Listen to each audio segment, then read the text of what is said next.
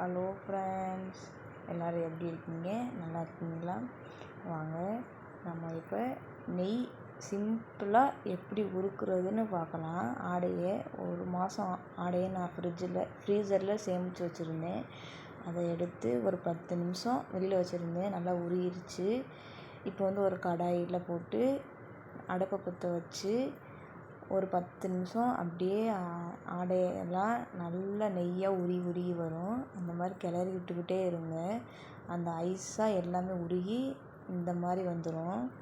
நல்லா கிளறிக்கிட்டே இருங்க. பாருங்கள் எவ்வளவுக்கு நெய் உருகி வந்திருக்குன்னு. இந்த மாதிரி சிம்பிளாக நீங்கள் வீட்டில் செய்யலாம். பாருங்கள், நெய்யை முறிக்கிறதுக்கு ஒரு கொத்து கருவேப்பிலை. உங்கள்கிட்ட கருவேப்பிலை இல்லாட்டினா நீங்கள் முருங்கை இலையோட போட்டு நீங்கள் முறிச்சிக்கலாம்.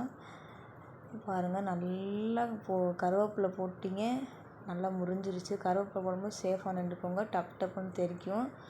நல்லா முறிஞ்சிருச்சு. இப்போ முறக்குட்டி எங்கன்னா நம்ம அடுப்பை ஆஃப் பண்ணியாச்சு.